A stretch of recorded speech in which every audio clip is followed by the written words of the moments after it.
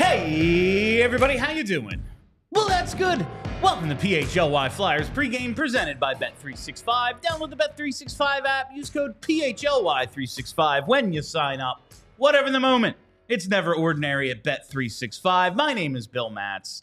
I'm your director of fun and games for the evening. Joining me tonight, it is Broad Street Hockey's own Kelly Hinkle. What's going on tonight, Hinks? Sup, Bill? We should probably just move into the studio for the next month. That's really, like, we're going to go through the lineup and everything, the usual stuff, the bets at some point. This schedule in March is, remember how it was like, oh, well, everything leading up to Four Nations is really condensed because they want to get in as many games as possible before the break.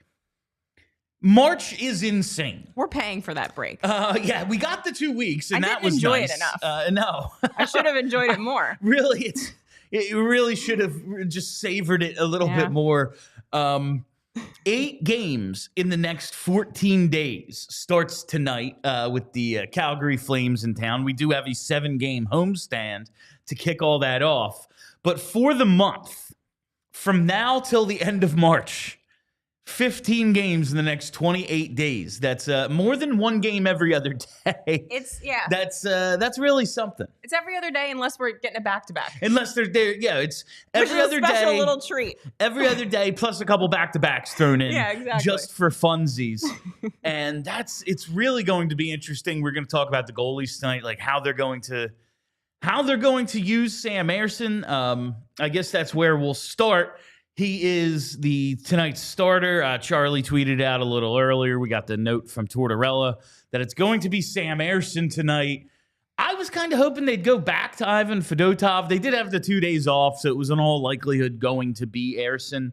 I'm hoping he gets back in Thursday because, I don't know, he seems like he played really well. I would want to see if he could back that up with yet another good start. Yeah. But it's going to be Sam Ersson tonight. I have talked about Ersson's workload all season, and I talked to Charlie about this the other day, Kelly. Like, this month, the condensed schedule, we were talking so much about how, Matvei Michkov's tired, and then he comes out of the break, and he looks like he did to start the season when he was just on fire, a point-per-game player, one of their most electric, if not most electric players in the lineup. Very clearly that. Multi-point games in the first 3 out of the break, and then he has the big winner against Hellebuck in the shootout. Like, all right, yeah, it works. Seeing if he can maintain that through this condensed schedule, probably to me the biggest storyline of this month. But right behind that is going to be Sam Ersson. It's going to be, can he do better? Can he overcome what killed him last season when he started every freaking game? I think it was like 28 of 35 or something like that. 30 out of 36, something absolutely nuts. Ridiculous. After it was very apparent the Flyers lose Carter Hart and Felix Sandstrom's no good. Ivan Fedotov gets here. He gets into a few games. Like, we obviously can't use Cal Peterson because we used him once and he gave up 7. So it's just going to be Sam Ersson every night. Cal. I do think finding out if he can at least handle a number one's workload is not as important as Michkov, but it's pretty close. That might be the number 2 storyline. But if the other guy is playing well, I don't think it needs to be like 5 out of every 6 is Sam Ersson. Like that, no. It can just be maybe 2 out of 3 or 1 out of You can get the other guy in with some confidence. It's not going to be a disaster the way you had 0 confidence about that last year. Yeah, this would have been a nice opportunity given how well he played against an extremely good Winnipeg Jets team to see if he could string together 2. Because, like, yes, we need to know if Sam Ersson can handle a workload, but also it would be kind of cool to find out if we have an actual usable backup as well. Because, like, right now, I don't know. I don't know what he is yet because they keep putting him away on the shelf and never showing me him. I know we still have 20, 21 games left this year, whatever it might be. And then a whole offseason to talk about the backup situation. But, like, if they don't have an NHL caliber backup, which I don't know if they do, that's why I want to kind of find out. Like, Alexei Kolosov ain't it. He's not going to take that jump from 870 goaltender to NHL caliber, I don't think, in one summer. That would be really surprising. Ivan Fedotov, if it's, we'll get him in when we need to, but the coach just doesn't think he's any good, so we never, ever play him, then that's pointless. Yeah. And they have to actually go and sign, like, I'm not saying go get Anthony Deslauriers or... No, but they'll have to do something. Like a guy who can take the reins for weeks at a time or anything or put up great numbers, but an Alex Lyon style backup of we can play you half the games if we absolutely need to, like someone like that you can at least put in there and have confidence that your team will not lose by 5. They're going to have to do that. Or you find out and maybe you don't have to, but not knowing, like, that means they have to do it. And then what the hell becomes of Kolosov? What the hell becomes of Fedotov? Those become complicated questions that you could have at least had better answers to rather than kind of going into the offseason unknown. Maybe with this condensed schedule, the coach will be forced to play those guys a little bit. Maybe. I mean, like, we're supposed to be still, like, in the thick of the F around and find out, like, stage of the rebuild where we're just, like, trying stuff and seeing who sticks and who's good and who's not.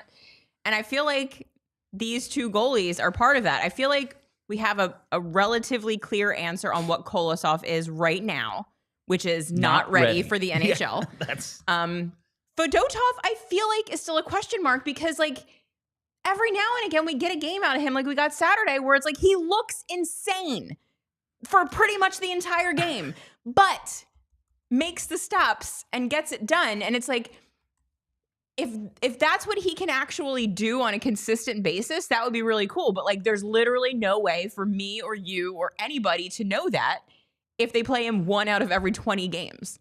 We're just never going to know. It is impossible to find out. And, like, yes, he has had some really bad games along the way. But really, since those first 3, when he was just like, we can't do this, he's been .896, which is like what Sam Ersson's full season like save percentage is.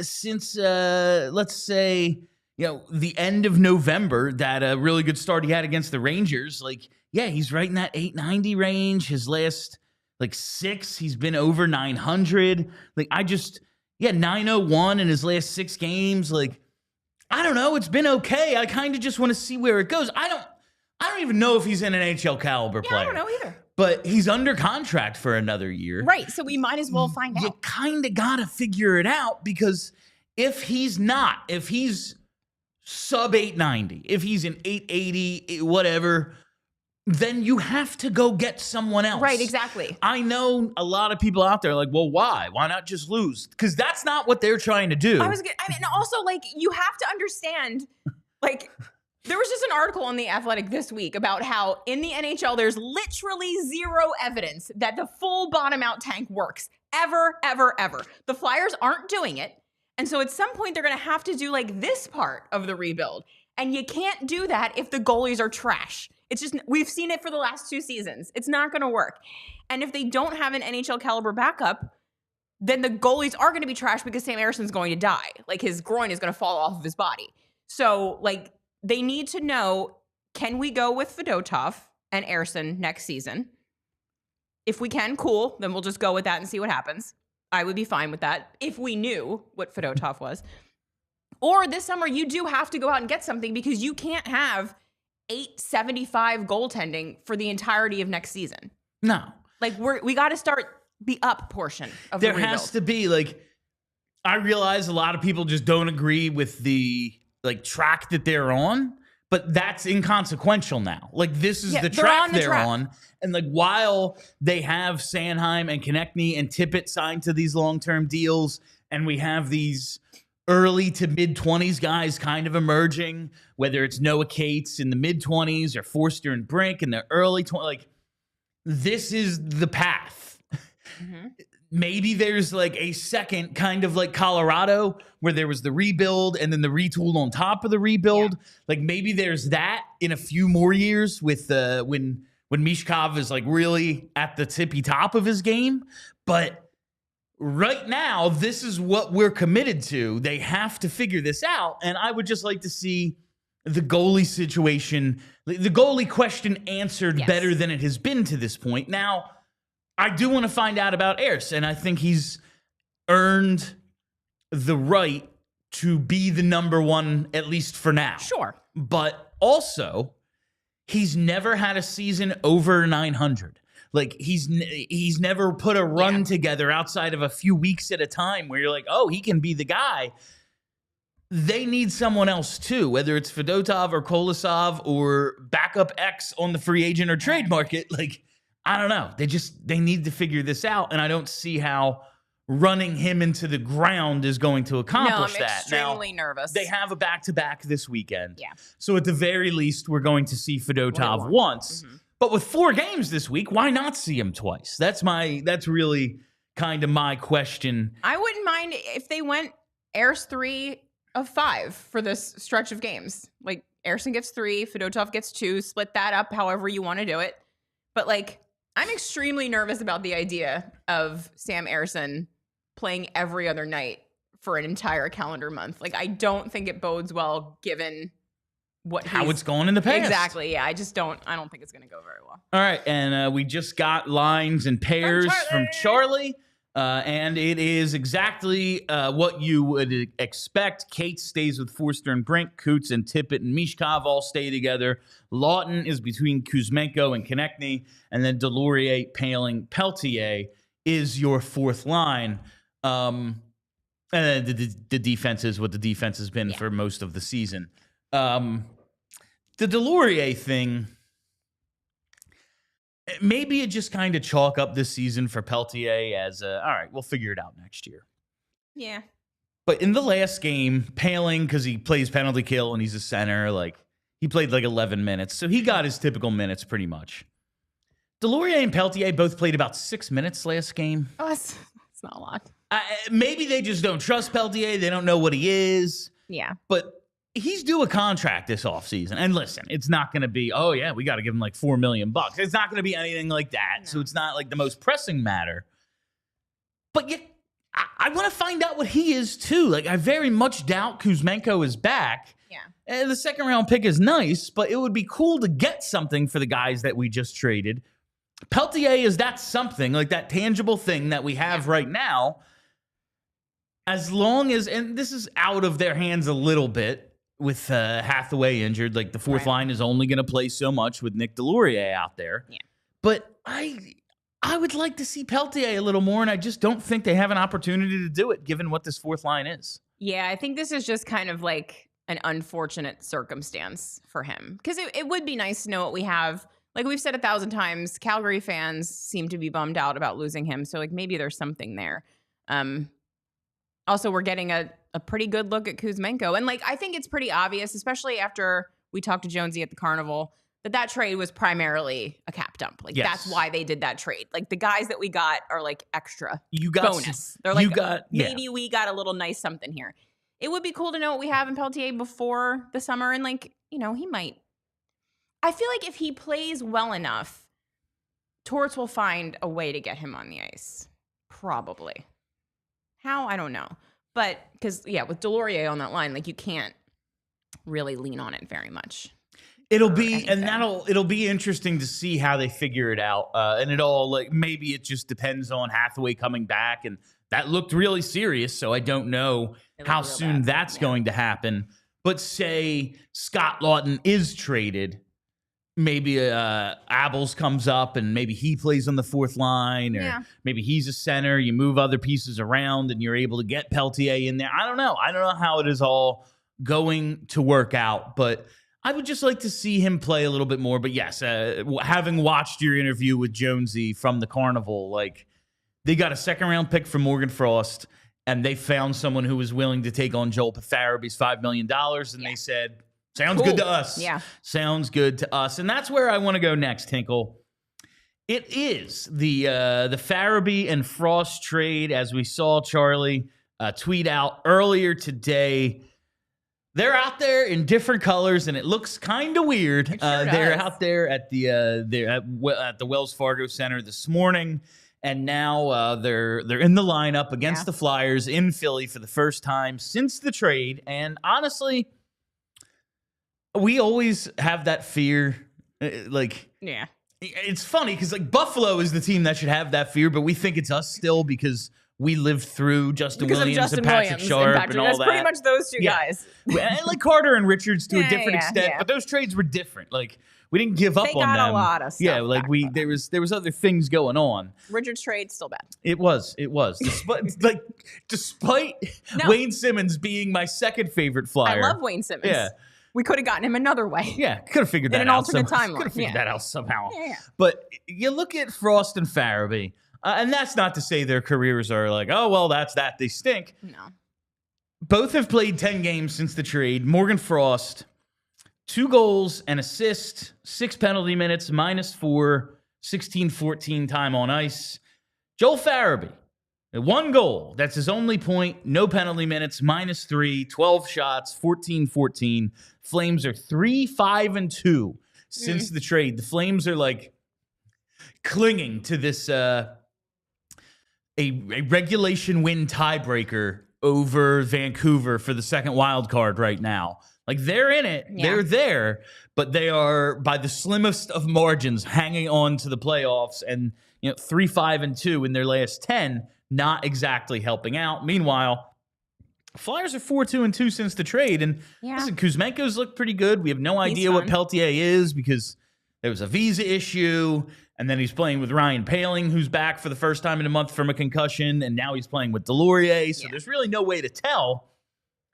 But in terms of this, I don't want to say addition by subtraction because it's not like they're bad players. Farabee clearly having a terrible year. Yeah. But just kind of guys that it was time to make a decision on. Right.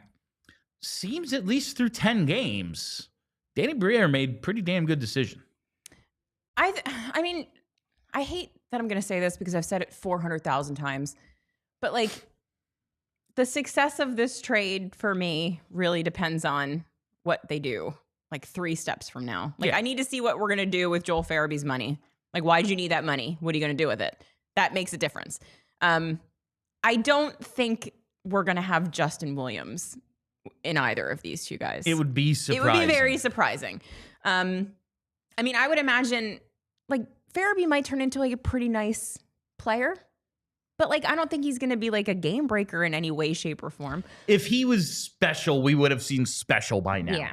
I think he's pretty good having a bad year, but at the end of the day, the Flyers have a bunch of those guys. They've got so many dudes. They have Owen Tippett. They have Tyson Forster. They have Bobby Brink. They have a bunch of wingers.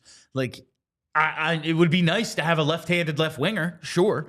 But you can't have that year in this situation and really the last calendar year that Joel Farabee's had and then expect yes, this team that is making tough decisions is going to keep me around at $5 million. Just not going to happen. No. And here's the thing, even if next year he bounces back a bit, he's still, I don't know if he's going to be worth that contract. So for them to find a way to get out of it with the chance that this is what he's going to be for the next 2 or 3 seasons, it was something that had to be done. I will say it's nice. When you go to the shelter and you adopt 2 cats so that they get to stay together. It's nice that Bees and Frost got to go off on their little, because they never left Philly. They've been in Philly their whole careers. They don't know anything.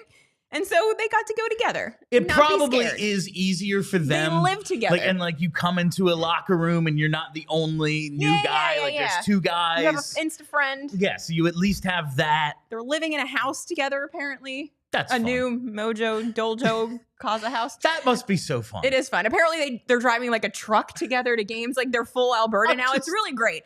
I'm happy those for them. Those guys do love it out there. I mean, hockey players be loving Alberta. Calgary is somewhere I do really want to go. Oh, I'm dying to go there. I bet they both bought cowboy hats. Oh, they're going to go to the Stampede and they're gonna go to live the it up. Yeah. They're going to go to that's something I want to do. That's like on the even though I hate country music, Stampede is on the list simply because there's a wrestling event every year. Yeah. That it seems like a good time. Anywho, and good for them. Have you watched, speaking of hilarious hockey players living together, are you caught up on Shoresy? Yo, I just watched the first episode before I came here. And the thing with him and Sean Avery, I was like dying on my couch. It was so funny. We are going to get Charlie to watch the whole series this summer for Reviews Day Tuesday. He has some big vacation planned. We're going to do it around that. So he has to watch all 4 seasons. I'm going to save all of the vacation days that I have just to make sure I can make every single Reviews Day Tuesday when Charlie is forced to watch Shoresy. And that brings us to tonight's bets. The show. This pregame pick segment is brought to you by Bet365. Use code PHLY365 when you sign up. Whatever the moment, it's never ordinary at Bet365. Must be 21 or older and physically located in PA. If you or someone who knows a gambling problem and wants help, call 1-800-GAMBLER. Well, Kelly. While I don't fear the possibility of either Morgan Frost or Joel Farabee becoming Mr. Game 7 or like the best second liner on a dynasty, while I don't fear it, we are still the Philadelphia Flyers. And because of that, I am going to emotionally hedge here. That's smart. We always know what happens. I feel like it hasn't happened in a while because we're due. We feel due, especially like if both of them were killing it. I'd be like, nah, they don't need this. No. Like Joel Farabee has the one goal. I am taking Morgan Frost anytime goal at plus 375 and Joel Farabee anytime at plus 425 because why wouldn't this happen? Also, I feel like Morgan Frost is probably dying to like give the middle finger to John Tortorella in some way, shape, or form. And scoring a goal in this game would really do it. I got to tell you, I like John Tortorella a lot. I am great with them trading Morgan Frost. Mm-hmm. I will be pretty entertained if he is able to score and maybe it's in the second period. Maybe it's in the first or third, so he has to come by our bench. Maybe just throw a little Selly right in front of our bench. Like, I don't know. Why not? Like, why not make it a little more we saw some flashes out of Morgan Frost. He's got it in him. So, like, he might. I'm not saying I'm rooting for it. I would say it would be pretty entertaining if it happened. I would like him to do, like, the... just the DX crotch chop. Just like, suck it, John. That would be really, really good stuff. All right, Kelly, those are tonight's bets. Morgan Frost anytime at 375. Joel Farabee anytime at 425. It's funny that Farabee has longer odds than Frost to score. Just kind of tells you what kind of season Joel Farabee is having. I want to do a little trade deadline before we get out of here. Coming up quick. Yeah, so we saw today, because I wanted to ask, like, do you actually think anything's going to happen? Because as we get into this week now, it's Tuesday night. I'm starting to think that trade, Frost and Farabee, that was it. Really? Like, even with the law and stuff that came out today? Well, and then I see the Darren Dreger tweet, and it's as many as 8 teams swirling around the Flyers with calls on Scott Laughton.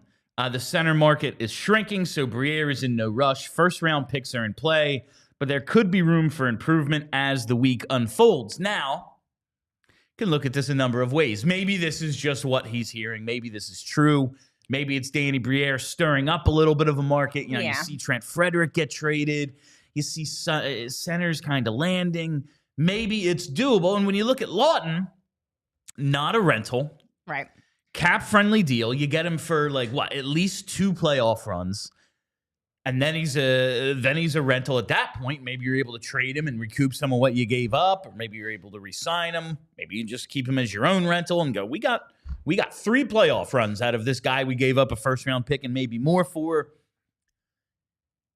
I know that we've done this for 3 or 4 years now. Yeah.